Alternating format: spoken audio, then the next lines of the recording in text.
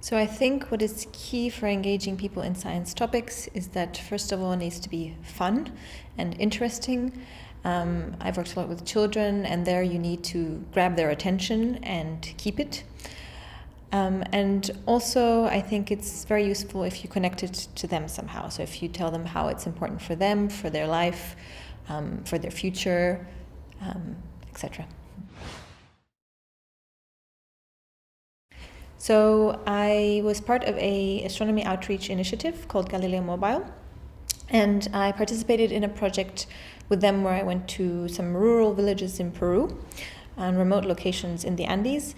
And what I saw there was how powerful astronomy was in bringing people together. So people I had never met before, that we didn't have much in common from a cultural point of view, but this kind of curiosity about the sky brought us together and helped us create quite strong bonds. So I thought, wow, astronomy is really powerful in bringing people together, and I wanted to implement such a thing also in Cyprus, where we have a divide between people. So I thought it would be amazing to use science and astronomy to bring people together.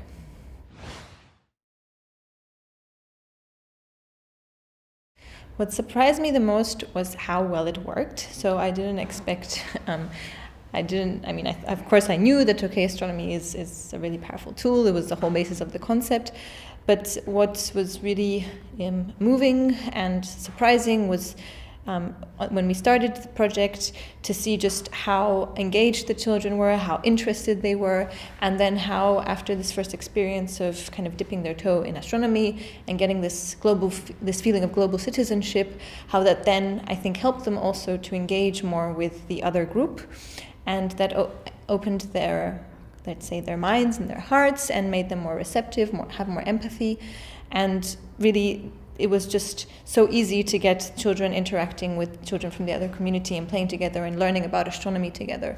So I had some fear in the beginning of the project that it would not be so easy, this interaction, but in the end it was actually just very easy and went very smoothly. And the children were even saying at the end of the day how they had learned that they were so similar and how they had learned that they could get along, and it was just the best positive reaction that we could have expected. So I was happy, but it was also surprising that it worked so well.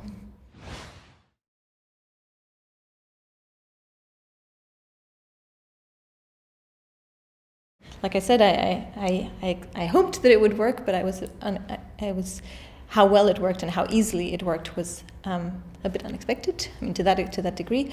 But what turned out the way I expected, well, I was happy to see that people enjoyed the project and engaged with it, and other people that weren't even participated thought it was an interesting way of kind of engaging children. So that's good that worked that way.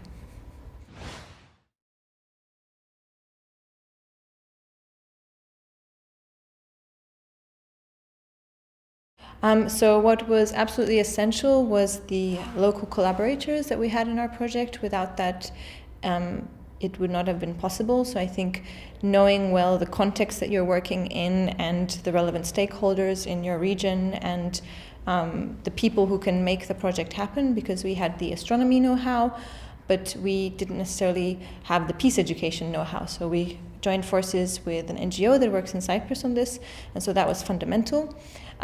Inspired teachers that helped us to carry out this project, that participated in the project, they were fundamental. So in general, I think people who are engaged and inspired by the project, if you have people that are inspired by the project you're doing and they're going to commit a lot of time, often a lot of these projects are run on voluntary basis.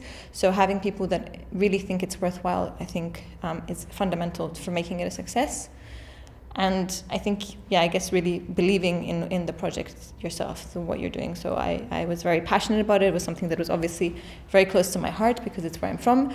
And so I think that was very important for putting in all the efforts that it took. So yeah.